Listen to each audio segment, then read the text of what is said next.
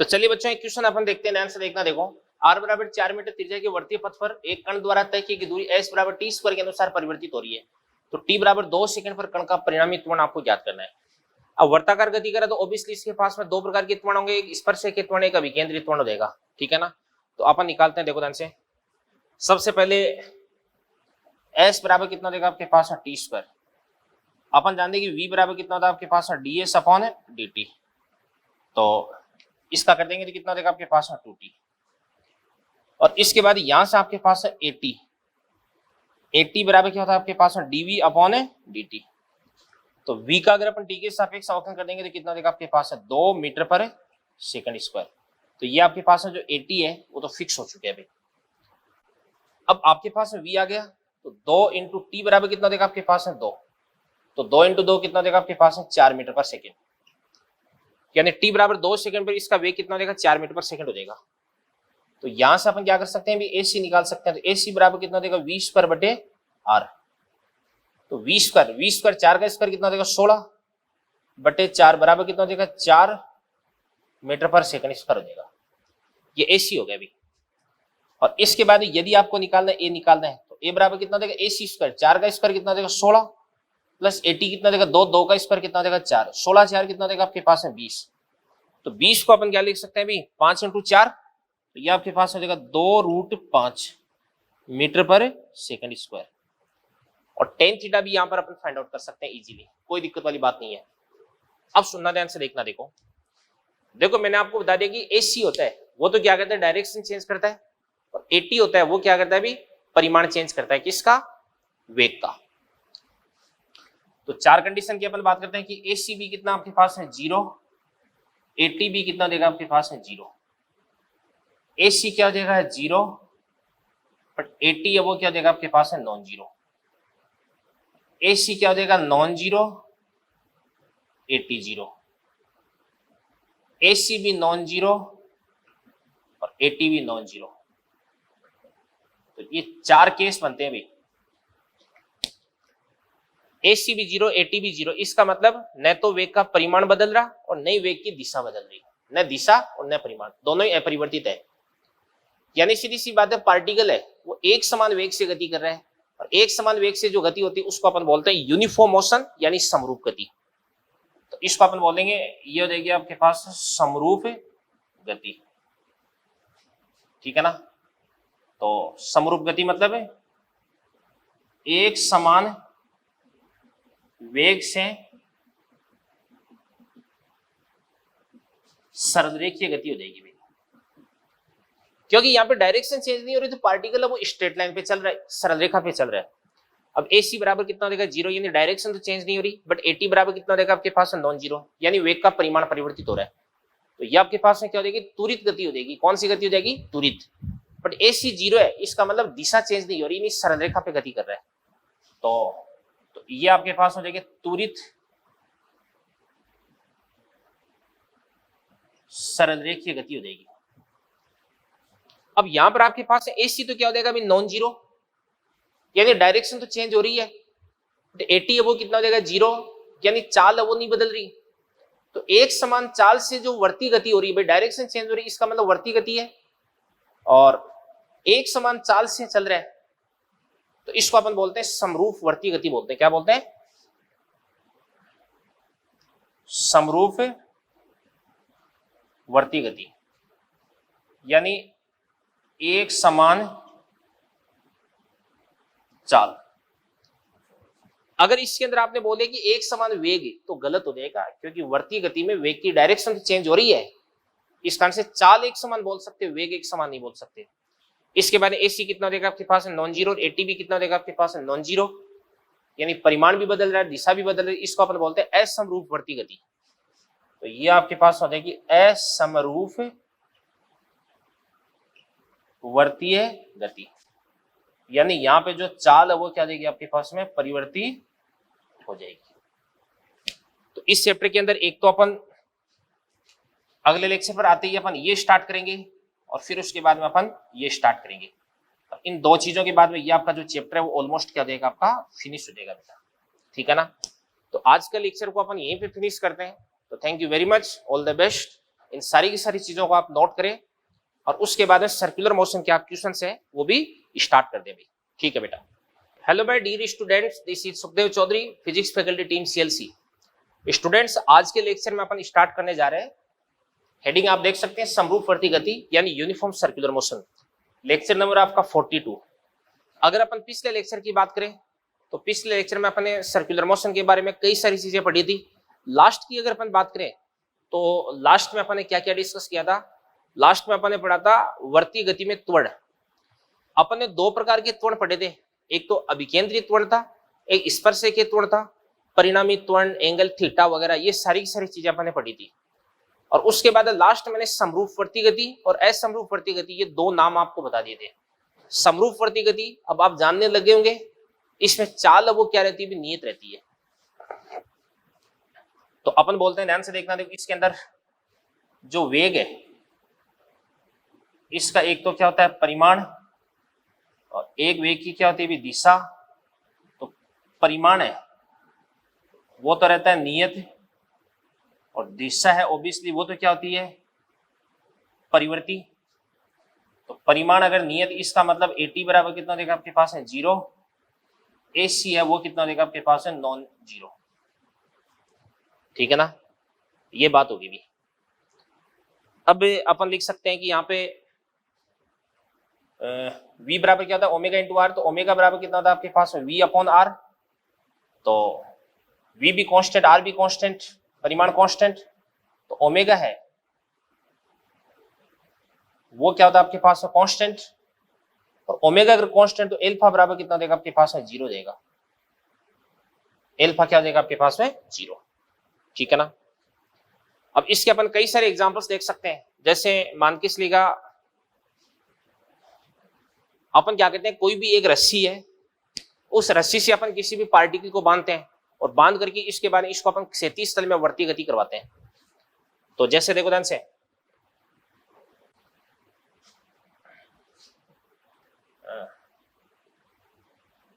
ये पार्टिकल इस प्रकार से वर्तीय गति करेगा, रस्सी से बंधा हुआ है और इसको अपन किसी भी एक हॉरिजॉन्टल टेबल है, इस टेबल के ऊपर अपन इसको फिक्स कर दिया इस प्रकार से यूं, क्षैतिज है ये। इस पार्टिकल्स ये केंद्र हो गया और ये अपन ने रस्सी बांध रखी है। रस्सी की लंबाई कितनी हो देगी आपके पास L। ठीक है ना, या इसकी लंबाई को आप बोल दो R बोल दो, त्रिज्या की बराबर होगी ना R होगी। यहां पर आपने जो पार्टिकल बांध रखा इस पार्टिकल का द्रव्यमान कितना देगा आपके पास M हो देगा। कितना देगा M। ठीक है ना। और इसके बाद में इसको आप इस प्रकार से यूं घुमा रहे हैं, किस वेग से घुमा रहे हैं भाई V वेग से घुमा रहे हैं। किससे V वेग से घुमा रहे हैं।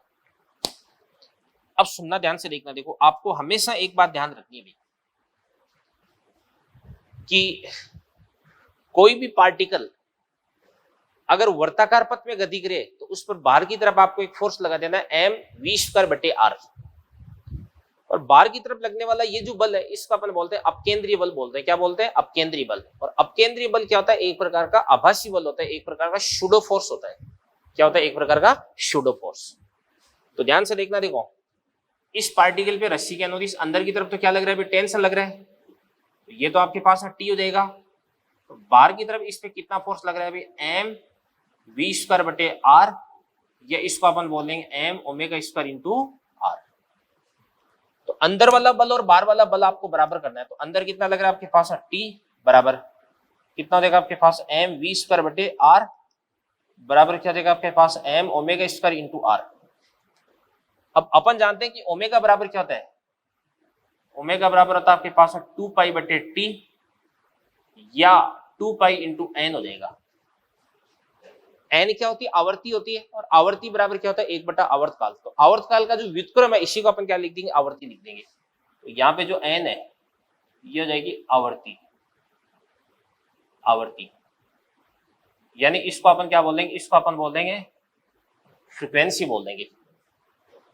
तो यहां से आपके पास में कितना हो जाएगा अभी ओमेगा को अपन लिख देंगे 2π/T। तो कितना देगा आपके पास 4π² और mr बट्टे क्या देगा आपके पास टी स्क्वायर, या ओमेगा बराबर कितना देगा आपके पास 2 पाई एन, तो कितना देगा आपके पास 4 pi square n square into क्या देगा आपके पास एम आर हो जाएगा। ठीक है ना, ये बात होगी भी। तो इसको अपन क्या बोल सकते हैं भी, तनाव बोल सकते हैं। क्या बोल सकते हैं, तनाव। ठीक है ना, यहां पे ये इसका सेंटर हो जाएगा। तो समरूपवर्ती गति का एक तो ये एग्जांपल होगा भाई, इसके अंदर पार्टिकल की जो चाल है वो परिवर्तित नहीं होती है। ठीक है ना, चाल है वो परिवर्तित नहीं होती है। तो ये तो हो जाएगा क्षैतिज तल में। तो इसको अपन बोल सकते हैं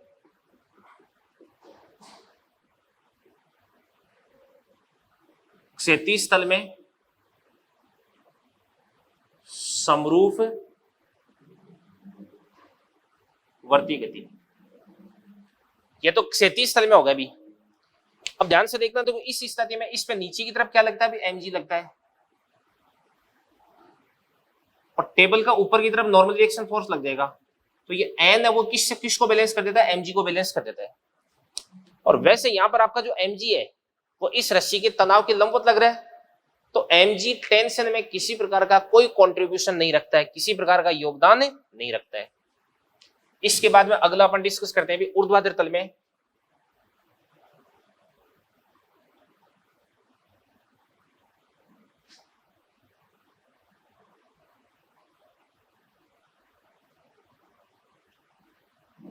समरूपवर्ती गति। ऊर्ध्वाधर तल में समरूपवर्ती गति, तो ये मैं समझाता हूं देवदान से आपको। यहां पे डायग्राम बना देता हूं। ये ऊर्ध्वाधर तल हो गया,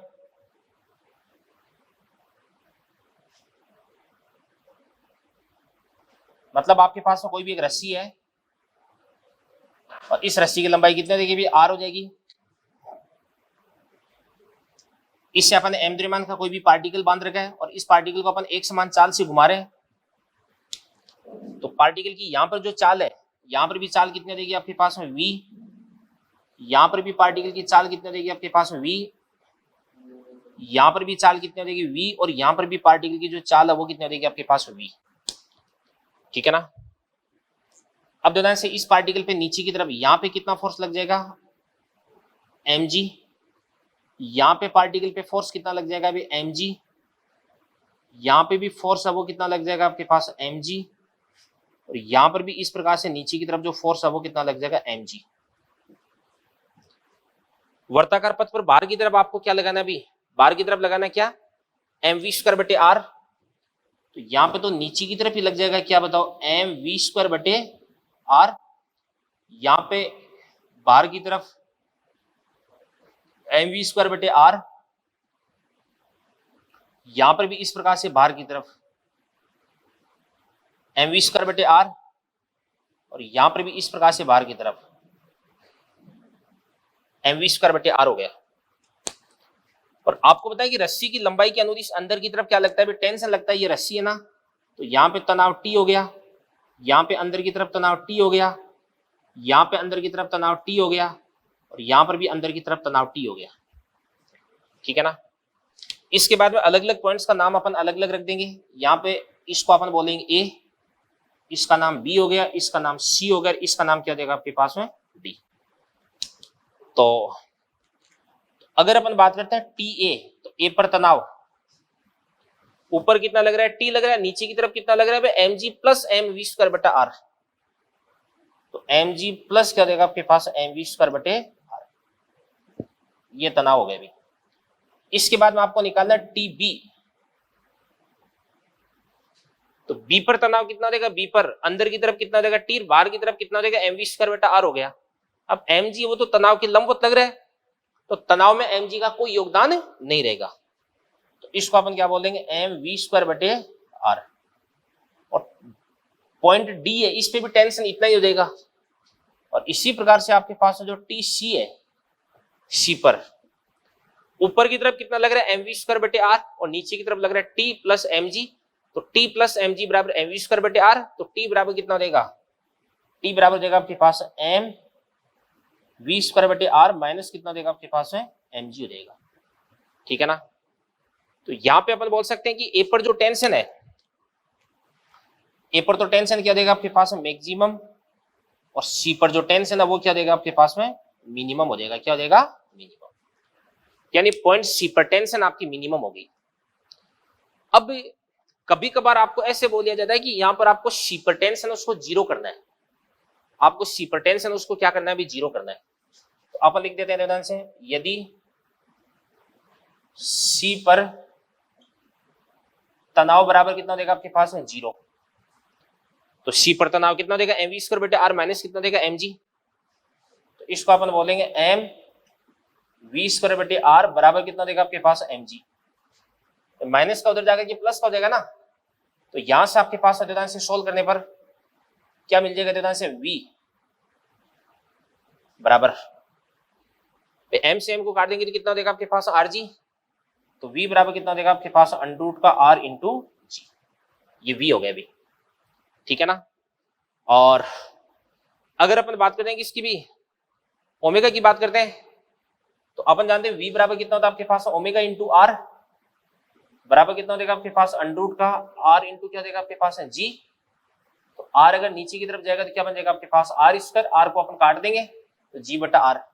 तो ओमेगा बराबर कितना देगा आपके पास अंडर रूट का जी बटे आर, ये बात होगी भी। तो अगर जो वेग है v बराबर कितना देगा आपके पास अंडर रूट का आर जी, या ओमेगा बराबर कितना देगा आपके पास अंडर रूट का जी बटा आर हो जाएगा। तो इस स्थिति में बिंदु सी पर जो टेंशन है वो टेंशन कितनी हो जाएगी आपके पास में जीरो हो जाएगी, यानी रस्सी में तनाव कितना हो जाएगा जीरो हो जाएगा। तो ये थी आपकी क्षैतिज तल में समरूपवर्ती गति, और ये हो जाएगी ऊर्ध्वाधर तल में समरूपवर्ती गति। अब आप बोलोगे कि सर ऊर्ध्वाधर तल में तो असमरूप गति होती है ना, वो कोई जरूरी नहीं है। आपको बोले समरूप, इसका मतलब ये मानना है कि कोई भी पार्टिकल है जो कि ऊर्ध्वाधर तल में गति कर रहा है, but through out the motion यानी संपूर्ण गति में इसकी चाल वो क्या रहती है कांस्टेंट रहती है, ठीक है ना। तो इसको अपन समरूपवर्ती गति बोल देंगे। तो ये सारी चीजें आप नोट करें बेटा। तो अपन पढ़ रहे समरूपवर्ती गति, और समरूपवर्ती गति पढ़ते पढ़ते अपन ने दो चीजें इसके अंदर डिस्कस कर ली थी, एक तो क्षैतिज तल में वर्ती गति समरूपवर्ती गति, और एक ऊर्ध्वाधर तल में समरूपवर्ती गति, ठीक है ना। अब एक चीज तो आपको समझ में आ गई होगी कि कोई भी पार्टिकल अगर वर्ताकार गति करता है तो आपको केंद्र के अनुदिश एक बल की जरूरत पड़ेगी, और ये जो बल है बाहर की तरफ लगने वाले एम वी स्क्वायर बटे आर को बैलेंस करेगा, ठीक है ना। इसके और भी कई सारे एग्जांपल्स हो सकते हैं। कौन कौन से एग्जांपल हो सकते हैं, जैसे देखो ध्यान से, ये परमाणु में ये क्या हो जाएगा आपके पास नाभिक आवेश कितना होता है प्लस का जेडी, और ये आर त्रिज्या, ये आपके पास क्या देगा अभी इलेक्ट्रॉन। अब इलेक्ट्रॉन का आवेश कितना होता है माइनस का ई, द्रव्यमान कितना होता है इसका एम होता है, और ये इस प्रकार से यहाँ पे वी वेग से गति कर रहा है, ठीक है ना। तो इस इलेक्ट्रॉन पर अंदर की तरफ फोर्स लगता है, अंदर की तरफ कितना फोर्स लगता है एफ ई, बाहर की तरफ क्या फोर्स लगता है बताओ m v square upon r. तो अंदर की तरफ फोर्स लगता है एफ ई, और कूलाम फोर्स होता है के क्यू1 क्यू2 बटे आर।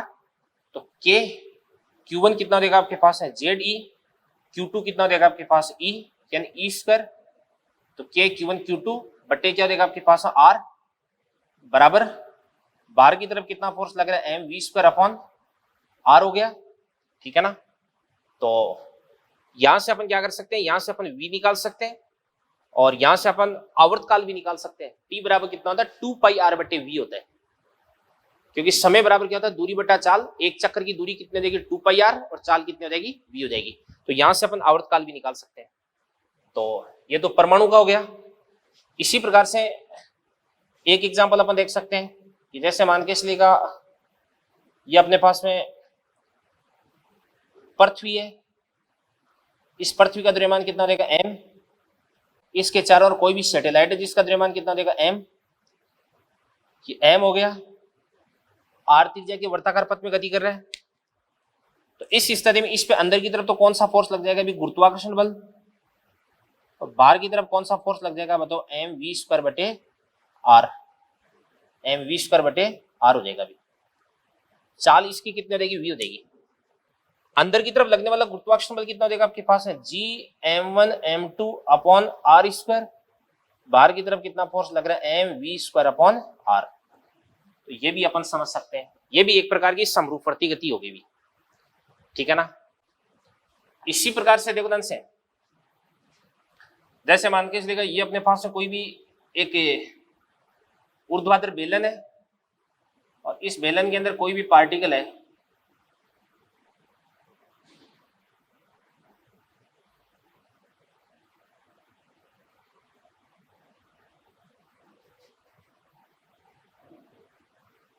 ये कोई पार्टिकल हो गया, इस पार्टिकल का द्रव्यमान कितना हो जाएगा भी m हो जाएगा, इसके वर्गाकार पथ की त्रिज्या कितनी हो जाएगी आपके पास r मान लो। तो इस पार्टिकल पर बाहर की तरफ कितना फोर्स लग रहा है, अभी बाहर की तरफ फोर्स लग रहा है इस प्रकार से mv²/r, अंदर की तरफ क्या फोर्स लग रहा है, अभी अंदर की तरफ लग जाएगा नॉर्मल रिएक्शन फोर्स यानी अभिलंब प्रतिक्रिया बल, नीचे की तरफ लगने वाला जो mg है वो इसको नीचे गिराएगा, ऊपर की तरफ लगने वाला जो फ्रिक्शन है ये इसको गिरने से बचाएगा, ये मैं आपको पढ़ा चुका हूं। तो यहाँ पे अंदर वाला फोर्स कितना हो जाएगा n और बाहर वाला फोर्स कितना हो जाएगा आपके पास mv²/r। तो यहां से आपके पास फ्रिक्शन F बराबर कितना हो जाएगा आपके पास म्यू इंटू एन, तो म्यू और n कितना होता है आपके पास mv²/r, ऊपर वाला फ्रिक्शन म्यू mv²/r नीचे वाले mg को बैलेंस कर देगा, ठीक है ना। अब ये वाली चीज मैं आपको पढ़ा चुका हूं, ठीक है ना, आपको ध्यान होगा भी। ओके, इसके बाद में और भी इसके अंदर कई सारे केसेस बन सकते हैं, और कौन कौन से केस बन सकते हैं देखो ध्यान से, एक ये केस बन सकता है, ये इस प्रकार से कोई भी शंक्वाकार पथ हो देगा, शंकुनुमा पथ हो गया, इसके अंदर कोई पार्टिकल है जो कि इस प्रकार से वर्धाकार पथ में गति कर रहा है, इस वर्धाकार पथ में गति कर रहा है, तो ये वाली जो रेडियस है ये कितने देगी आपके पास r। तो इस पार्टिकल पर बाहर की तरफ कितना फोर्स लग रहा है, अभी वर्धाकार पथ की त्रिज्या r है, बाहर की तरफ कितना फोर्स लग रहा है अभी mv²/r, और ये तल है, इस तल के अभिलंब इधर की तरफ अभिलंब प्रतिक्रिया बल n लग जाएगा, ये वाला एंगल कितना हो जाएगा आपके पास थीटा, और ये अगर थीटा तो ये कितना हो जाएगा 90 - थीटा, तो ये कितना हो जाएगा आपके पास थीटा हो जाएगा। तो इस n का इधर की तरफ कंपोनेंट है, n का इधर की तरफ कंपोनेंट क्या देगा आपके पास n cos थीटा, और n का ऊपर की तरफ जो कंपोनेंट है वो क्या देगा आपके पास n sin थीटा, और ऊर्ध्वाधर नीचे की तरफ क्या लग जाएगा आपके पास mg लग जाएगा। अब यहां पर आपके पास है जो n sin थीटा है वो तो mg को बैलेंस कर देगा, तो अपन बोलेंगे n sin थीटा, ये तो mg को बैलेंस कर देगा, और यहां पर जो n cos थीटा है वो mv²/r को बैलेंस कर देगा। दोनों को एक दूसरे से डिवाइड कर देंगे तो n से n को काट देंगे, sin थीटा बटे cos थीटा बराबर कितना देगा tan थीटा, बराबर कितना देगा आपके पास है r ऊपर चला जाएगा rg/v², ये tan थीटा आ गया आपके पास। तो यहां से आपके पास में अगर v निकालना है तो v बराबर कितना देगा आपके पास rg/tan थीटा का रूट, ये आपके पास में v आ गया। v तो यार मैंने यहां पे क्या किया ध्यान से, इस सतह के लंबवत नॉर्मल रिएक्शन फोर्स लग रहा है n, और इस n का कंपोनेंट n cos थीटा है, इस n cos थीटा को mv²/r के बराबर कर दूंगा मैं। यानी किसी भी पार्टिकल को अगर वर्ताकार पथ में गति करवानी है तो आपको क्या करना पड़ेगा, उसके केंद्र के अनुदिश आपको नेट फोर्स निकालना है, और केंद्र के अनुदिश लगने वाले नेट फोर्स को आपको mv²/r के बराबर कर देना है। तो इन चीजों को भी आप अच्छे से नोट करें आप। तो बच्चों इसके बाद में अपन डिस्कस करते हैं एक टॉपिक जिसका नाम है कोनिकल पेंडुलम यानी शंक्वाकार लोलक। ये क्या होता है अभी ध्यान से देखना, देखो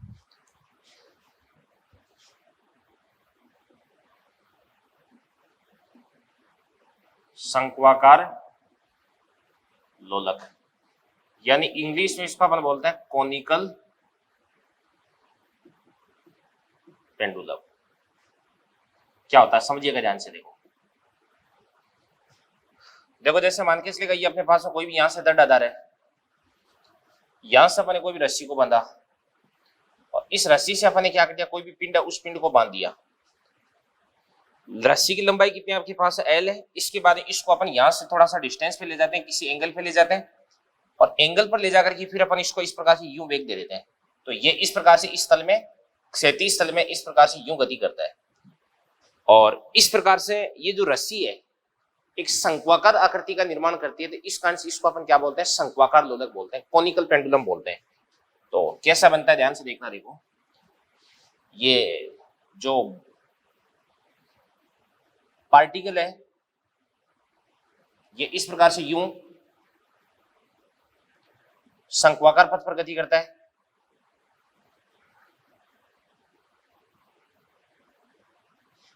और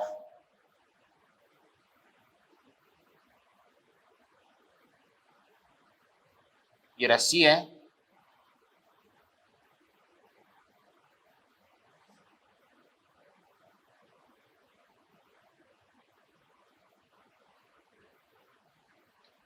इससे बंधे हुए पार्टिकल का द्रव्यमान कितना देगा आपके पास, m, ठीक है ना।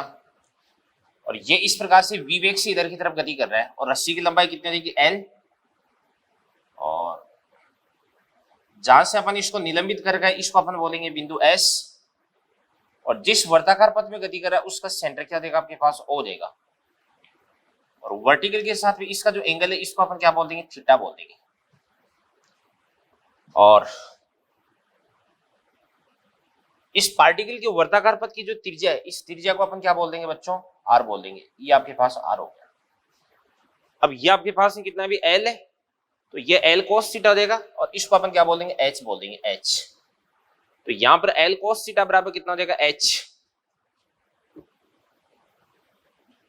l cos थीटा बराबर कितना देगा, h हो जाएगा।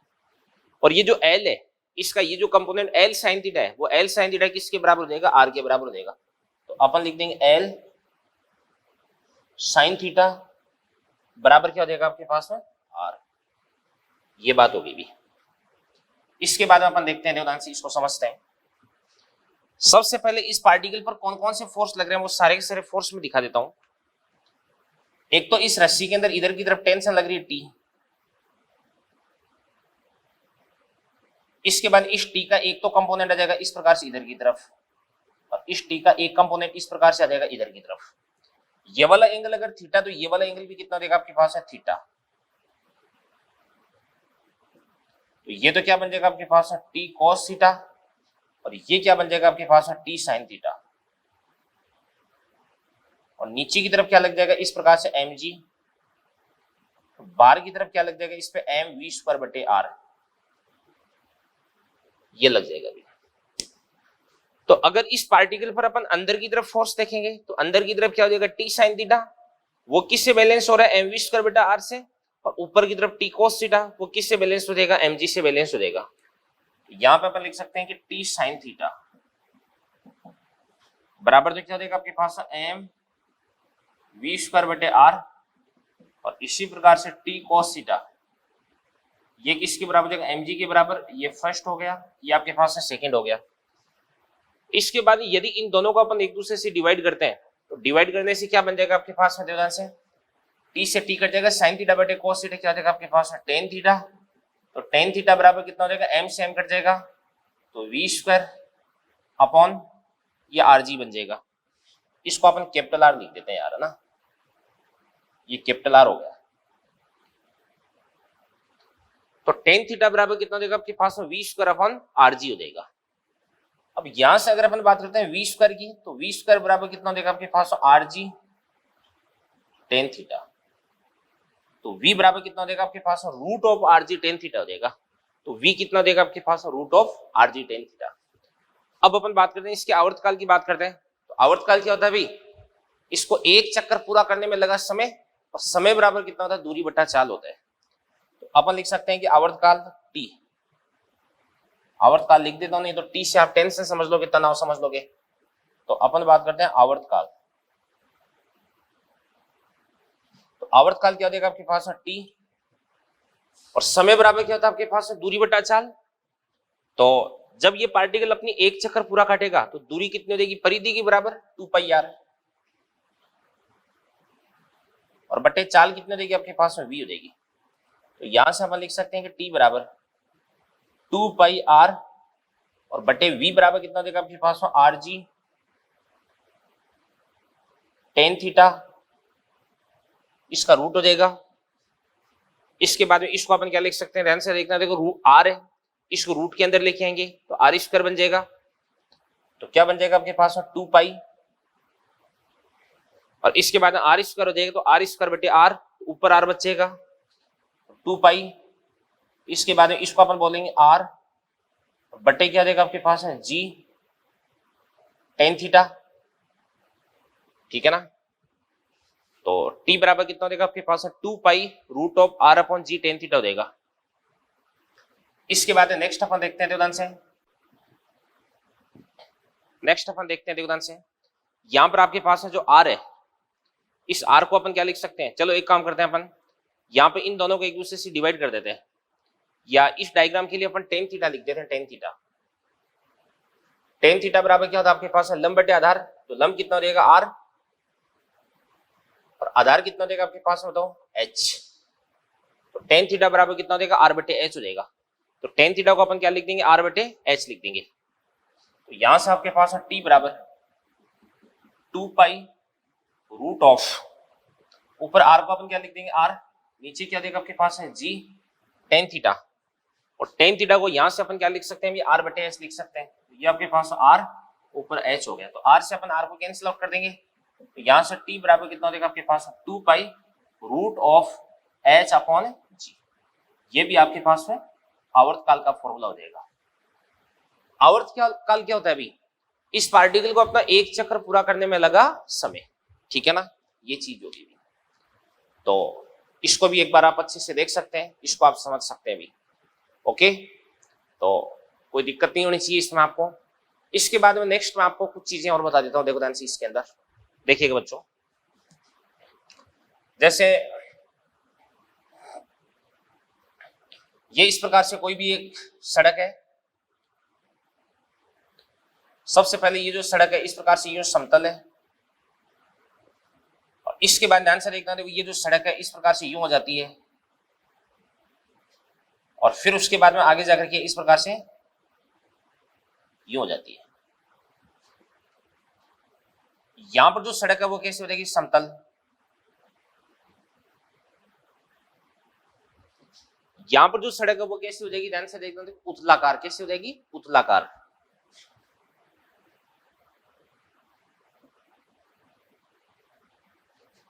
और यहां पर सड़क कैसे रहेगी बताओ, अवतलाकार।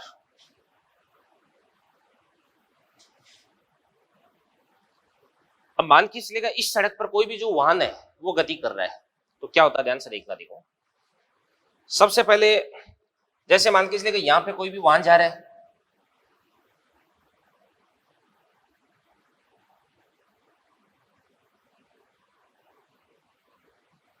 इस प्रकार से किस वेग से जा रहा है, अभी विवेक से जा रहा है। तो विवेक से अगर जा रहा है तो इस पे कौन कौन से फोर्स लगेंगे भाई, एक तो नीचे की तरफ जो क्या लग जाएगा अभी mg, और ऊपर की तरफ नॉर्मल रिएक्शन फोर्स लग जाएगा। नॉर्मल रिएक्शन फोर्स क्या देगा आपके पास, n1 हो जाएगा। क्या हो जाएगा, n1। समतल सड़क पर जो नॉर्मल रिएक्शन फोर्स है इसको अपन n1 मान लेंगे, और यहां पर इसका जो पथ है वो कैसा भी समतल है, यानी सरल रेखी है, और सरल रेखी पथ है, तो यहाँ पे किसी प्रकार का अभिकेंद्रीय या अपकेंद्रीय बल नहीं लगेगा। तो अपन लिख सकते हैं कि n1 किसके बराबर हो जाएगा, mg के बराबर हो जाएगा। तो अपन लिख सकते हैं कि यहाँ पर आपके पास है जो n1 है वो किसके बराबर हो जाएगा, mg के बराबर हो जाएगा। यानी यहाँ पर जो नॉर्मल रिएक्शन फोर्स है वो स्पीड पे डिपेंड नहीं करता है, यानी अगर अपन इस कार को कम स्पीड या ज्यादा स्पीड से चलाएं तो इस स्थिति में यहाँ पे जो अविलंब प्रतिक्रिया बल है इस पे कोई इफेक्ट नहीं पड़ेगा भाई, ठीक है ना। इसके बाद नेक्स्ट अपन देखते हैं, ध्यान से आगे बढ़ते हैं अपन। देखो उतलाकार है, ये थोड़ा ऊपर लिख देता हूं।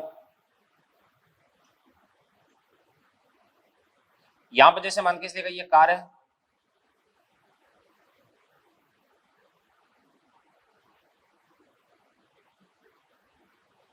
और ये कार मान के चलिएगा इस प्रकार से v वेग से इधर की तरफ गति कर रही है। कार का वेग कितना देगा आपके पास में v, तो इस कार पे कौन कौन से फोर्स लग रहे हैं, सबसे पहले एक तो लग जाएगा नीचे की तरफ।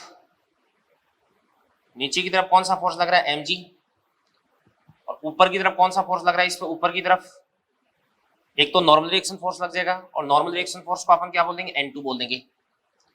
और एक ध्यान से देखना, ये वर्ताकार पथ हो गया, इस वर्ताकार पथ पर बाहर की तरफ फोर्स लगता है क्या, mv स्क्वायर बटे r। तो mv स्क्वायर बटे r फोर्स है वो रेडियली आउटवर्ड डायरेक्शन लगता है, यानी त्रिज्या के अनुदिश बाहर की तरफ लगता है, तो बाहर की तरफ यानी ऊपर की तरफ लग जाएगा, और बाहर की तरफ लगने वाला फोर्स है वो कितना हो जाएगा आपके पास mv स्क्वायर बटे r। तो यहाँ पे ऊपर वाला फोर्स और नीचे वाला फोर्स आपको बराबर करना है, तो ऊपर वाला कितना हो जाएगा आपके पास n2 प्लस mv स्क्वायर बटे r बराबर कितना हो जाएगा mg हो जाएगा। तो यहां से आपके पास n2, तो n2 बराबर कितना हो जाएगा बताओ, mg माइनस क्या हो जाएगा आपके पास mv स्क्वायर बटे r। यानी यहां पर जो अभिलंब प्रतिक्रिया बल है वो किस पे डिपेंड करता है, v पे डिपेंड करता है। अब अगर अपन स्पीड v को बढ़ाएंगे, कार की स्पीड को अगर अपन बढ़ाएंगे, तो इस स्थिति में नॉर्मल रिएक्शन फोर्स है वो क्या हो जाएगा, घट जाएगा। अभिलंब प्रतिक्रिया बल n है, इसका मान क्या हो जाएगा, घट जाएगा। तो अपन बोलेंगे कि यदि अपन v को बढ़ाते हैं तो इस स्थिति में जो नॉर्मल रिएक्शन फोर्स n है वो क्या होता है, घटता है, ठीक है ना। और एक स्थिति ऐसी आती है जब mv स्क्वायर बटे r है वो बढ़ करके mg के बराबर हो जाता है, और इस स्थिति में अभिलंब प्रतिक्रिया बल का मान कितना हो जाता है, 0 हो जाता है। और बच्चों जब अभिलंब प्रतिक्रिया बल का मान 0 हो जाएगा तो इस स्थिति में कार का सड़क के साथ में जो कांटेक्ट है वो टूट जाएगा, ठीक है ना, और एक्सीडेंट होने की संभावना बन जाएगी भी, ठीक है। तो अपन लिख सकते हैं कि भी नॉर्मल रिएक्शन फोर्स को अपन 0 कर देते हैं, तो नॉर्मल रिएक्शन फोर्स को 0 करते हैं ध्यान से, तो n2 बराबर कितना हो जाएगा आपके पास में, 0 कर देंगे अपन, तो 0 कर देंगे तो क्या बन जाएगा आपके पास में ध्यान से, mg माइनस क्या हो जाएगा आपके पास mv स्क्वायर बटे r, माइनस का इधर की तरफ आकर के प्लस का बन जाएगा, तो m से अपन m को काट देंगे, तो v बराबर कितना हो जाएगा आपके पास अंडर रूट का rg, v बराबर कितना हो जाएगा आपके पास अंडर रूट का rg। तो अगर अपने अपनी कार की स्पीड को v बराबर अंडर रूट rg स्पीड से चलाया, तो इस स्थिति में mg और mv स्क्वायर बटे r दोनों एक दूसरे को बैलेंस कर देंगे, और नॉर्मल रिएक्शन फोर्स है वो कितना हो जाएगा, 0।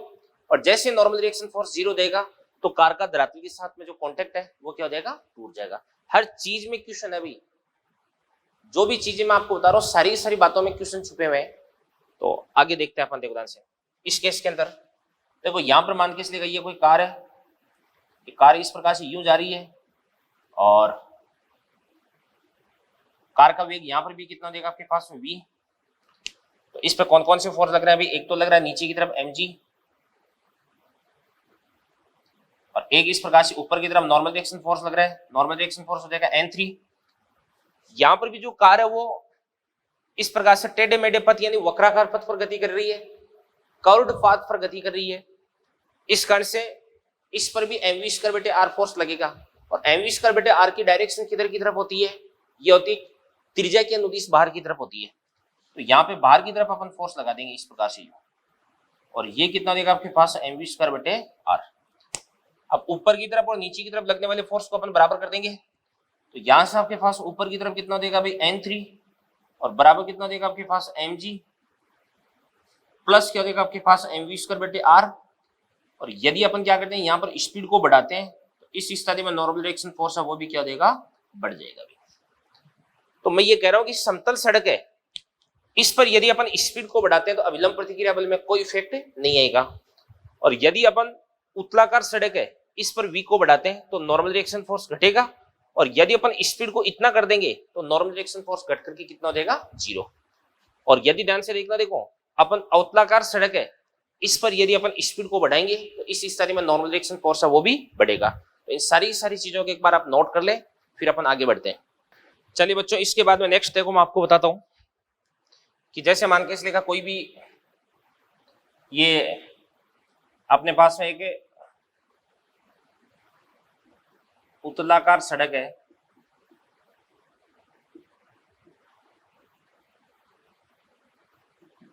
उत्तलाकार सड़क पर वाहन की गति मैं आपको समझा रहा हूं। इस प्रकार से मान के चलिएगा ये सड़क है, और बेसिकली ये जो पार्ट है वो किसी भी वर्त का भाग है, किसी भी सर्कल का पार्ट है, और इस सर्कल का जो सेंटर है वो कहां पे हो जाएगा, मान के चलिएगा यहाँ पे हो जाएगा। तो इसको अपन क्या बोल देंगे, भी ओ बोल देंगे। यहाँ पर इस प्रकार से ये वर्टिकल लाइन है, और यहाँ पे ये वाला जो एंगल है, इस लाइन का जो एंगल है वो अपन क्या मान लेंगे, 0 मान लेंगे, यानी इसके साथ में अपन कोण मापने वाले हैं। अब मान के चलिएगा यहाँ पर ये कार है,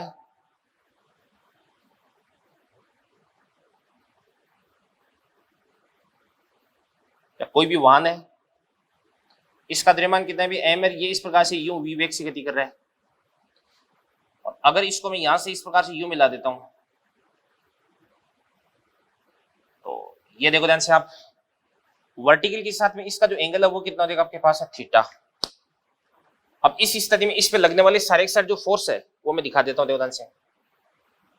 इसका द्रव्यमान कितना भी m है, तो इस पे नीचे की तरफ फोर्स क्या लग जाएगा mg। इसके बाद में ये वाला एंगल अगर थीटा, तो ये वाला एंगल भी कितना हो जाएगा आपके पास है थीटा। इस mg का इधर की तरफ कंपोनेंट क्या देगा आपके पास है mg cos थीटा, और इस mg का इस प्रकार से इधर की तरफ कंपोनेंट क्या देगा आपके पास है mg sin थीटा। ये mg sin थीटा हो गया। और नॉर्मल रिएक्शन फोर्स है वो किधर की तरफ लग जाएगा, इस प्रकार से ऊपर की तरफ, ये नॉर्मल रिएक्शन फोर्स हो गया। और यदि इसका वेग कितना भी v है तो बाहर की तरफ mv²/r फोर्स भी लगेगा, तो mv²/r ये वाला फोर्स भी बाहर की तरफ लगेगा अभी। अब अपन एक काम करते हैं अभी, ऊपर वाला और नीचे वाला फोर्स अपन बराबर कर देते हैं। तो ऊपर वाला और नीचे वाला फोर्स अगर अपन बराबर कर देंगे तो क्या बन जाएगा, ऊपर की तरफ n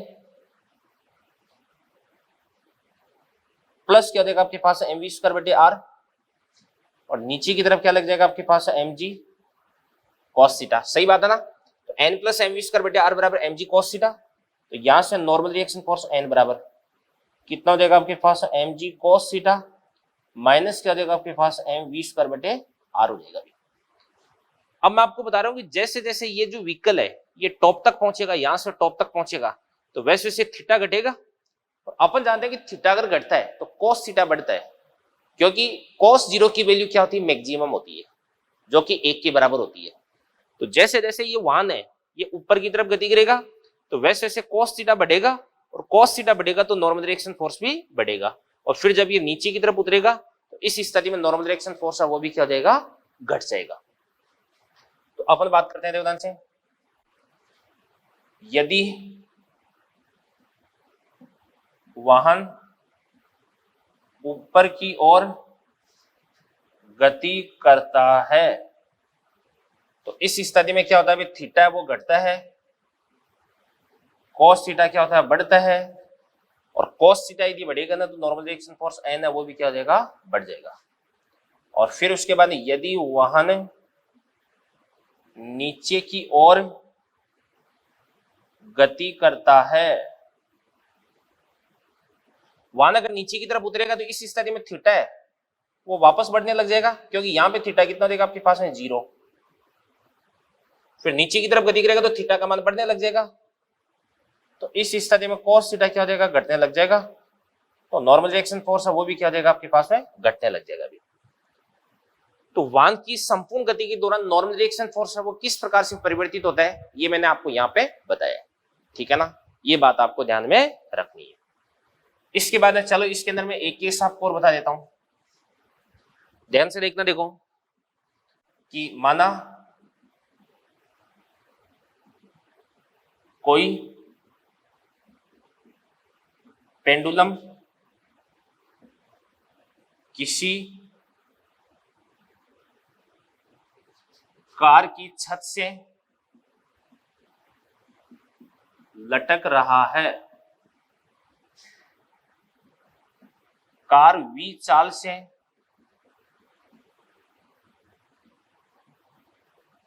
r त्रिज्या के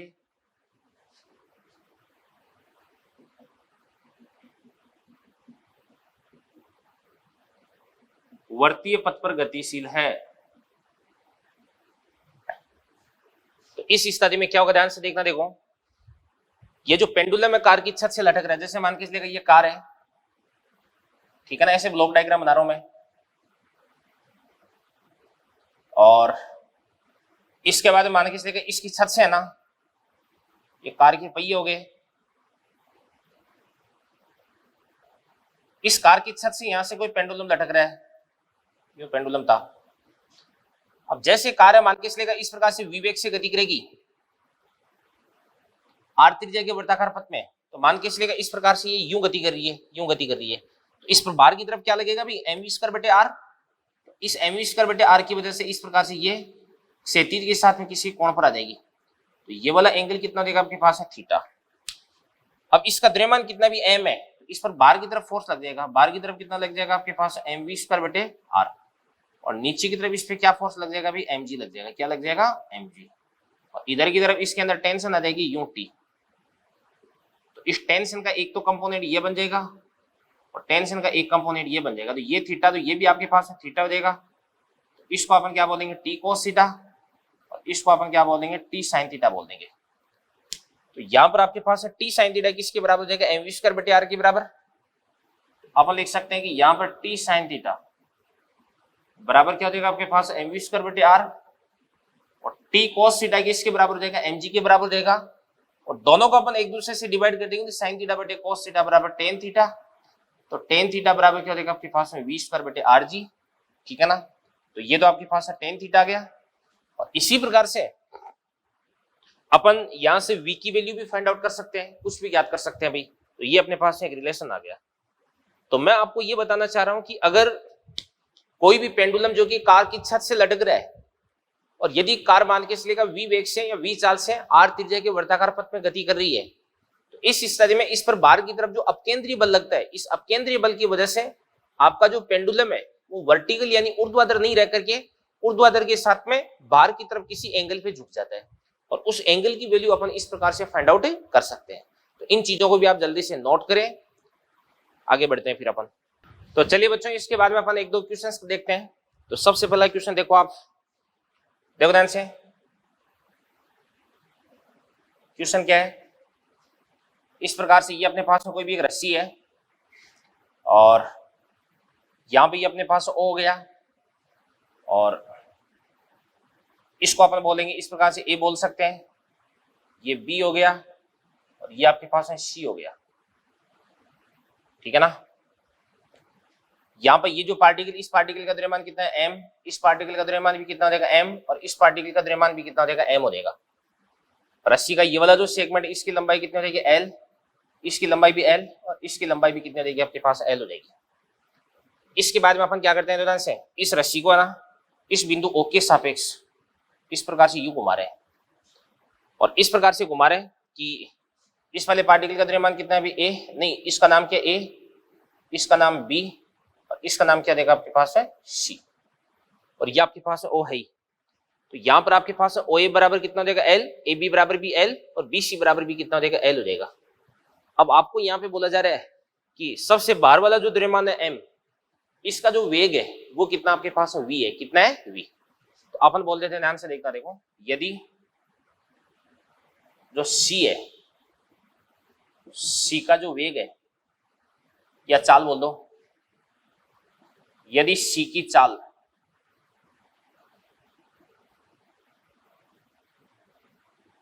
V है, तो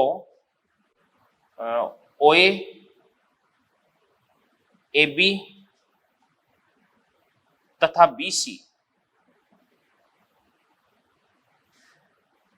BC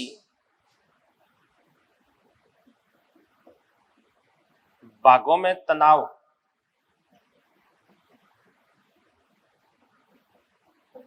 की गणना करो भाई।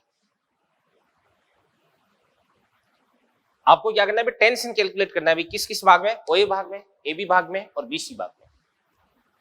अब यहां पे सबसे पहले आपको क्या बोला जा रहा है, यदि सी की जो चाल है वो कितनी हो जाएगी आपके पास में, वी हो जाएगी। अब अगर आपको सी की चाल दे रखी है, तो यहां से अपन क्या कर सकते हैं, इसका कोणीय वेग निकाल देंगे, क्योंकि ध्यान से देखना, देखो मैं आपको बताना चाह रहा हूं कि ए, बी और सी, इन तीनों का जो कोणीय वेग है वो क्या रहेगा भी, बराबर रहेगा। कोणीय वेग बराबर रहेगा कैसे, कि जितने समय में ये वाला पार्टिकल अपना एक चक्र पूरा काटेगा, उतने समय में ये भी अपना एक चक्र पूरा काट लेगा, और उतने समय में ये भी अपना एक चक्र पूरा काट लेगा। यानी तीनों पार्टिकल से वो समान समय में अपना एक एक चक्र पूरा काटते हैं, यानी सबका जो कोणीय वेग है वो क्या हो जाएगा, समान हो जाएगा, ठीक है ना। अब अपन देखते हैं कि इसकी जो चाल है वो अपने को कितनी देर की भी, वी देर की है। बार वाले की चाल कितनी देर की, वी देर की है। तो यहां से अपन कोणीय वेग निकाल लेते हैं ओमेगा। अपन जानते हैं कि v बराबर क्या होता है, ओमेगा इंटू आर। तो v बराबर ओमेगा कितना हो जाएगा आपके पास, omega into r, L L L. इसके वर्गाकार पथ की त्रिज्या कितनी हो जाएगी आपके पास, 3l हो जाएगी। तो यहां से अपन लिख सकते हैं ओमेगा, तो ओमेगा बराबर कितना देगा आपके पास में V/3L, ये आपके पास ओमेगा आ गई। तो ओमेगा बराबर कितना देगा आपके पास में V/3L आ गया। समझ में आ गई बात है ये चीज। तो इसको अपन क्या बोल देंगे भाई, कोणीय वेग बोल देंगे। और मैं आपको अभी भी कह रहा हूं कि सबका जो कोणीय वेग है वो क्या रहता है भी, समान रहता है। अब अपन क्या करते हैं, सबका फ्री बॉडी डायग्राम बनाते हैं। तो कैसे बनाते हैं फ्री बॉडी डायग्राम, देखो ध्यान से। इस पर बाहर की तरफ क्या फोर्स लगेगा, इस पर बाहर की तरफ, इस पर बाहर की तरफ फोर्स लग जाएगा m ओमेगा स्क्वायर इंटू क्या आ जाएगा आपके पास r, और इस पे अंदर की तरफ क्या फोर्स लग जाएगा, मान के चलिएगा इस टेंशन को अपन बोलेंगे T1, क्या बोल देंगे T1। इसी प्रकार से अगर अपन बात करते हैं, इसकी बात करते हैं, तो इस पर बाहर की तरफ क्या फोर्स लगेगा बताओ, एक तो फोर्स लग जाएगा इस प्रकार से T1 का T1, इस पूरी रस्सी में टेंशन है उसको अपन T1 ले रहे हैं, और एक इस पे बाहर की तरफ फोर्स लग जाएगा m omega square into r, इस पे भी लग जाएगा, इस पे भी बाहर की तरफ लग जाएगा m omega square into r, ठीक है ना। इसको अपन r बोलेंगे, ये r1 हो गया, ये r2 मान लो, और ये r3 हो जाएगा। इसी प्रकार से इस पे अंदर की तरफ जो टेंशन है वो कितना देगा आपके पास T2, और इस पे बाहर की तरफ जो टेंशन है वो कितना देगा T2 देगा, क्योंकि इस संपूर्ण रस्सी में टेंशन इसको अपन कितना मान के चलेंगे, T मान के चलेंगे, और साथ में इस पे बाहर की तरफ एक फोर्स और लग जाएगा, और ये वाला फोर्स कितना देगा आपके पास m ओमेगा स्क्वायर इंटू क्या देगा आपके पास r हो देगा, और इस पे अंदर की तरफ जो टेंशन है इसको अपन क्या बोल देंगे T3 बोल देंगे। चलो अपन बारी बारी से सबका फ्री बॉडी डायग्राम बनाने वाले हैं। सबसे पहले इसका फ्री बॉडी डायग्राम बनाते हैं अपन सी का लो जी, ये सी हो गया। तो ये पार्टिकल हो गया, पार्टिकल वर्ताकार पथ में गति करे तो बाहर की तरफ इस पे क्या लग जाएगा भी, अपकेंद्रीय बल, तो m ओमेगा स्क्वायर, तो ओमेगा स्क्वायर कितना देगा आपके पास बताओ, इसको अपन क्या बोल देंगे भी, m ओमेगा स्क्वायर कितना देगा बताओ, v square upon 9l square, v square upon कितना देगा आपके पास 9l square, m omega square into r। अब r कितना देगा भी, ये वाला पार्टिकल इसके वर्ताकार पथ की त्रिज्या कितनी हो जाएगी 3l हो जाएगी, तो इसको अपन लिख देंगे 3l, और अंदर की तरफ इस पे क्या लग जाएगा, टेंशन लग जाएगा, टेंशन कितना देगा बताओ, इसको अपन बोल रहे हैं T1 बोल रहे हैं। तो अंदर वाला फोर्स और बाहर वाला फोर्स अपन बराबर कर देंगे, तो अंदर वाला कितना देगा आपके पास T1, और बाहर वाला कितना देगा, इसको अपन क्या लिख सकते हैं ध्यान से, 3l काट देंगे अपन, तो नीचे भी क्या देगा आपके पास 3l हो जाएगा, तो इसको अपन बोलेंगे m v स्क्वायर बटे 3l। ये तो टेंशन आ गया अभी। इसके बाद है नेक्स्ट, अब अपन किसका फ्री बॉडी डायग्राम बना रहे हैं, बी का। ये पार्टिकल हो गया आपके पास है बी। अब इस बी पर देखो ध्यान से, इस बी पे बाहर की तरफ तो कितना लग रहा है T1, और इस पर बाहर की तरफ भी कितना लग रहा है m omega square into r, तो बाहर की तरफ लग रहा है m ओमेगा स्क्वायर, ओमेगा कितना हो जाएगा आपके पास में, तो v/3l, तो ओमेगा स्क्वायर कितना हो जाएगा आपके पास में v स्क्वायर बटे क्या हो जाएगा आपके पास 9l square, m omega square into r। अब इसके वर्ताकार पथ की त्रिज्या कितनी हो जाएगी, r कितना हो जाएगा 12 हो जाएगा, 12, और अंदर की तरफ टेंशन लग रहा है, कितना लग रहा है T2 लग रहा है। अब अंदर वाला फोर्स और बाहर वाला फोर्स आप बराबर कर दो, तो क्या बोलेंगे अपन T2 बराबर T1 कितना हो जाएगा mv स्क्वायर बटे 3l, mv स्क्वायर बटे 3l, और प्लस बाहर की तरफ कितना हो जाएगा आपके पास बताओ 2 mv स्क्वायर अपॉन कितना देगा आपके पास 9l हो जाएगा। तो अगर अपन इसको जोड़ देते हैं तो एलसीएम कितना देगा आपके पास बताओ 9l, तो ये कितना देगा 3l, तो कितना देगा आपके पास 3 प्लस ये 2 5, तो कितना देगा 5/9 हो जाएगा, कि देखो देखिए 9l हो गया ना, तो 3 प्लस कितना देगा आपके पास 2 5, तो इसको अपन बोल सकते हैं T2 बराबर 5 mv स्क्वायर अपन क्या देगा आपके पास 9l। इसी प्रकार से अपन बात करते हैं कि इसकी सी की बात करते हैं, सी ये आपके पास हो गया, सॉरी सी नहीं, सी तो हो गया, बी हो गया, ए की बात करते हैं, ए की, ये ए हो गया, ए तो ये रहा आपके पास में पार्टिकल ए। अब इस पार्टिकल ए पर बाहर की तरफ क्या लग रहा है, एक तो T2 लग रहा है, एक m ओमेगा स्क्वायर r लग रहा है, एक अंदर की तरफ T3 लग रहा है। तो अंदर वाला कितना देगा आपके पास है T3, बाहर की तरफ कितना फोर्स लग रहा है अभी, बाहर की तरफ एक तो लग रहा है कितना भी T2, एक कितना लग रहा है अभी m ओमेगा स्क्वायर कितना देगा आपके पास में v स्क्वायर बटे 9l स्क्वायर इनटू कितना हो जाएगा, इसके वर्गाकार पद की त्रिज्या कितनी हो जाएगी, एल हो जाएगी। देखो ये रहा ए, यहां से यहां तक डिस्टेंस कितनी है, एल ही है। तो यहां से आपके पास है T3 बराबर क्या हो जाएगा, T3 बराबर T2 कितना हो जाएगा 5 mv square upon 9l plus ये कितना हो जाएगा आपके पास mv स्क्वायर अपॉन 9l, ठीक है ना। तो अगर इसका अपन एलसीएम लेते हैं तो इसका एलसीएम कितना देगा आपके पास में 9l, ये 9l आ गया। तो ये कितना देगा आपके पास में भाई 5 प्लस ये कितना देगा 6, ये 6/9 हो गया ना, 6/9। इसको अपन बोल सकते हैं 2/3। तो 2mv स्क्वायर अपॉन 3l, ये आपके पास में टेंशन T3 बन जाएगी भी। तो ध्यान से देखना, देखो रस्सी की किसी भी भाग में अगर आपको टेंशन कैलकुलेट करनी है तो अपन क्या करते हैं, फ्री बॉडी डायग्राम बना करके इसको अपन सोल्व कर देते हैं। जैसे इसका वेग अपने को कितना दे रखा था, v दे रखा था, तो यहां से अपन लिख सकते हैं v बराबर क्या होता है ओमेगा इंटू आर, इसके लिए r लिख देंगे कितना 3l, तो यहां से ओमेगा आ गया। जितने भी पार्टिकल्स हैं सब पे बाहर की तरफ आपको m omega square into r लगाना है, और जहां पर भी आपको रस्सी दिख जाए वहां पे आपको टेंशन दिखाना है। और एक दी गई रस्सी के अंदर टेंशन है वो क्या रहता है, सेम रहता है, और रस्सी अगर बदलेगी तो टेंशन है वो भी बदल जाएगा। इस वाले क्वेश्चन को आप अच्छे से देखें, नोट करें इसको आप। चलो इसके बाद में नेक्स्ट क्वेश्चन अपन देखते हैं।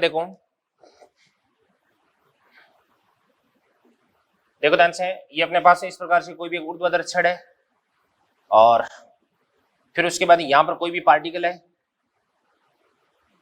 इस पार्टिकल का द्रव्यमान कितना देगा आपके पास m। अब यहां पे इस प्रकार से अपन ने क्या करके भी एक रस्सी बांध रखी है, एक तो ये वाली रस्सी होगी, एक ये वाली रस्सी होगी। यहां पे ये वाला जो एंगल है ये भी कितना देगा आपके पास है 37 डिग्री,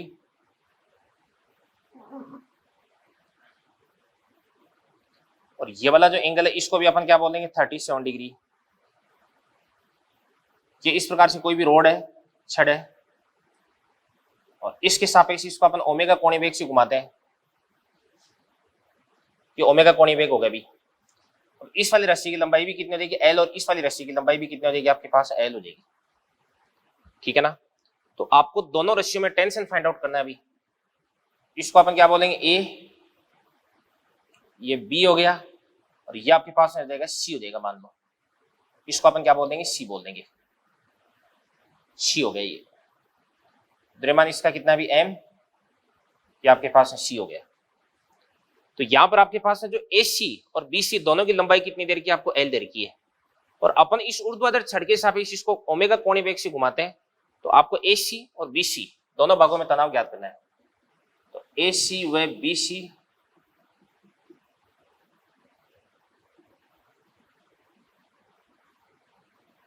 भागों में तनाव ज्ञात करना है अभी।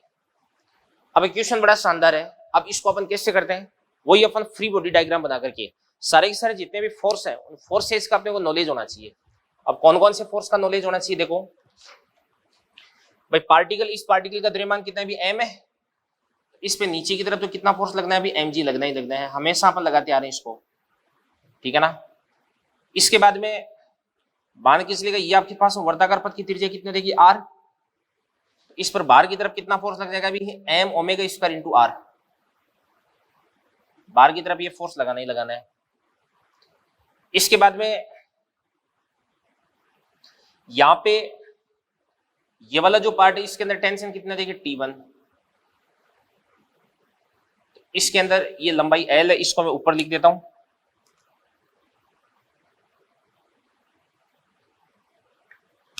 तो यहां पे इसके अंदर ये वाला जो टेंशन है इसको अपन क्या लिख सकते हैं अभी T1, और इसी प्रकार से इस वाले पार्ट के अंदर जो टेंशन है इसको अपन क्या लिख सकते हैं इस प्रकार से T2 लिख देते हैं, ठीक है ना। तो सबसे पहले ये वाली लंबाई कितनी देगी आपके पास L, तो ये तो कितना देगा L cos 37 और ये आपके पास हो जाएगा L sin 37 हो जाएगा। तो यहां से अपन लिख सकते हैं R बराबर, यहां से अपन लिख देते हैं R बराबर L sin 37। अब यहां पर sin 37 बराबर कितना होता है 3/5, तो इसको अपन बोल देंगे 3L/5 बोल देंगे इसको अपन, ठीक है ना। ये तो आपके पास R आ गया अभी। इसके बाद में ये आपके पास में टेंशन कितना है T1, तो इस T1 के अपन दो कंपोनेंट्स कर देते हैं, एक तो कंपोनेंट इधर आ जाएगा, एक कंपोनेंट इधर आ जाएगा। कंपोनेंट्स को अपन थोड़ा अलग कलर से दिखा देते हैं। देखो ये कंपोनेंट इधर आ जाएगा, एक कंपोनेंट इधर आ जाएगा। इस T2 का भी एक कंपोनेंट इस प्रकार से नीचे आ जाएगा और एक कंपोनेंट इस प्रकार से अंदर की तरफ आ जाएगा। अब यहां पर ये वाला एंगल कितना हो जाएगा 37, तो ये वाला एंगल भी कितना हो जाएगा 37, और ये 37, तो ये भी कितना हो जाएगा आपके पास 37 हो जाएगा। अब अगर मैं कंपोनेंट्स बनाता हूं तो कैसे बना सकता हूं, तो T1 ये 37, तो ऊपर की तरफ कितना हो जाएगा cos 37, cos 37 कितना होता है 4/5 होता है, कितना होता है 4/5। इसको अपन बोलेंगे 4T1/5। ये T2 हो गया, तो T2 का इधर की तरफ कितना हो जाएगा T2 cos 37, cos 37 कितना होता है 4/5, तो ये आपके पास हो जाएगा 4T2/5 हो गया अभी। और इसी प्रकार से अंदर की तरफ अगर अपन बात करते हैं तो कितना हो जाएगा अभी 3T1/5 प्लस कितना हो जाएगा आपके पास 3T2/5 हो जाएगा। यहां पे लिखने की जगह नहीं है तो मैं बाद में लिख दूंगा अभी। अब सुनना ध्यान से, देखना, देखो सबसे पहले इस पे ऊपर की तरफ लगने वाला फोर्स और नीचे की तरफ लगने वाला फोर्स है वो अपन क्या कर देंगे बराबर कर देंगे। तो ऊपर की तरफ कितना लग रहा है अभी 4T1/5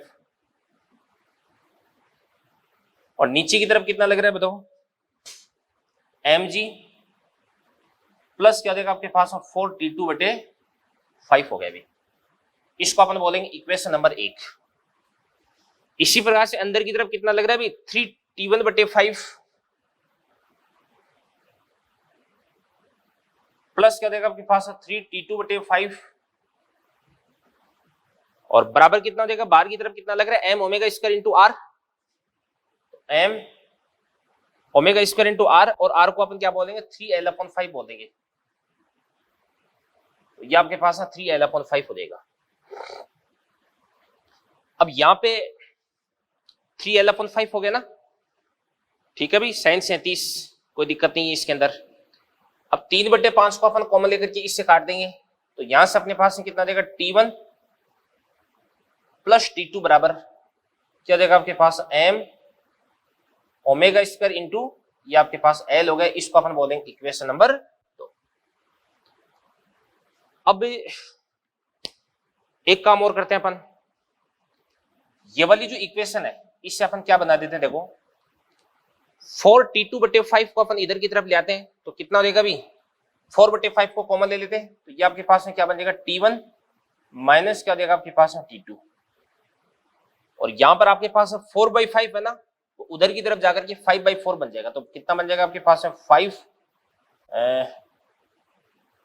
mg अपॉन क्या हो जाएगा आपके पास में 4। इक्वेशन नंबर ये आपके पास बन जाएगा 3।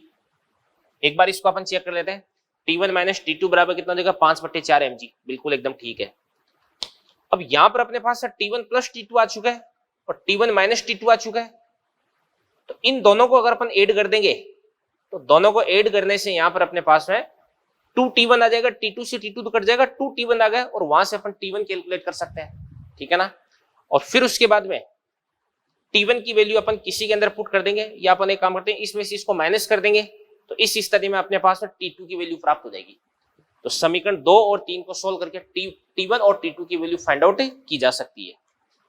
तो अपन लिख सकते हैं समीकरण 2 व 3 से जो आपके पास में T1 है एंड T2 है ये ज्ञात किया जा सकता है। समझ बाकी बात है। अब यहां पर जो क्वेश्चन है, इस क्वेश्चन के अंदर जो आपके पास में ओमेगा है, इस ओमेगा की वैल्यू कोई G और L के पदों में अगर आपको गिवन होती तो और भी ये आसान क्वेश्चन हो सकता था अभी, ठीक है ना। चलो आगे बढ़ते हैं फिर उसके बाद में नेक्स्ट अगला क्वेश्चन देखते हैं ध्यान से अपन। वैसे फ्रिक्शन वाले चैप्टर के अंदर भी ये मैंने आपको बता दिया था कि ये मान के चलिएगा अपने पास इस प्रकार से कोई भी एक चकती है, कोई भी एक डिस्क है, ठीक है ना, कोई भी चकती है ये,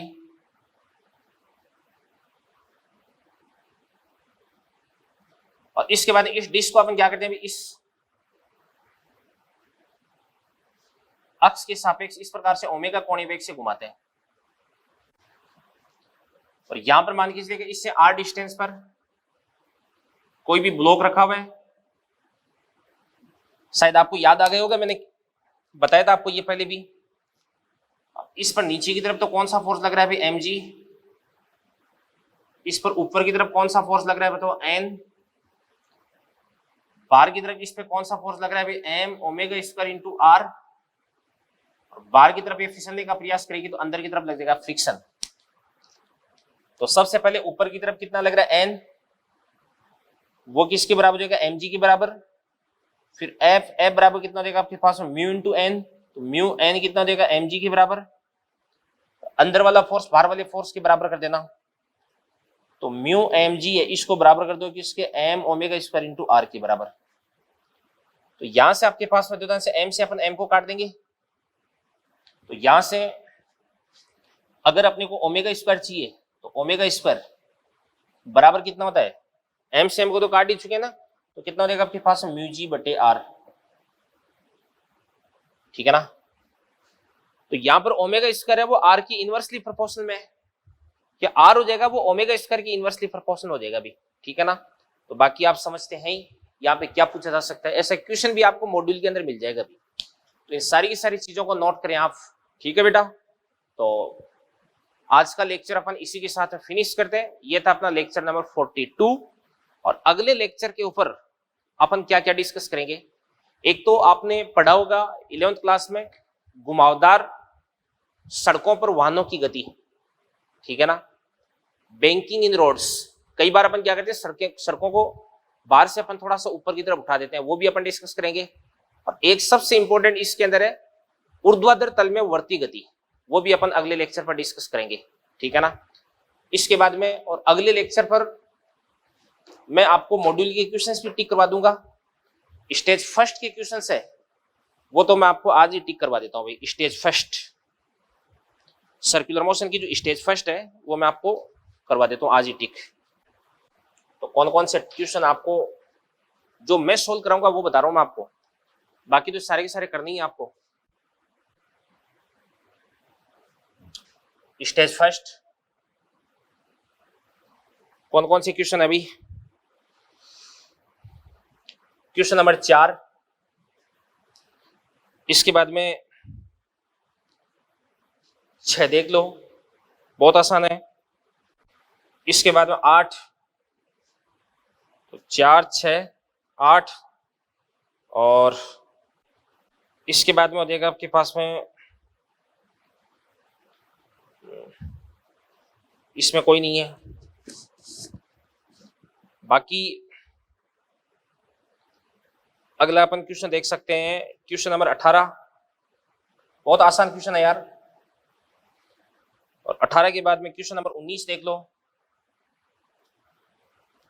19 के बाद में 21 22 23 24 देख लो, 20 भी देख लो, 20 से लेके 24 तक कंटिन्यू, 20 21 22 23 और 24, ये आपके पास स्टेज फर्स्ट हो गई भी। तो इसके ये जो क्वेश्चंस है ये तो मैं आपको बोर्ड पे सोल्व कराऊंगा, क्लास में सोल्व कराऊंगा, बाकी क्वेश्चन आपको सारे करने हैं। मैं जो क्वेश्चन आपको बोर्ड पे करवाता हूँ, क्लास में करवाता हूँ, वो सारे अच्छे क्वेश्चंस हैं। जिन क्वेश्चंस में आपको थोड़ी बहुत दिक्कत आ सकती है, बाकी सारे क्वेश्चन आसान है, तो वो आपको अपने आप करने भी। ठीक है बच्चों, तो thank you very much, all the best.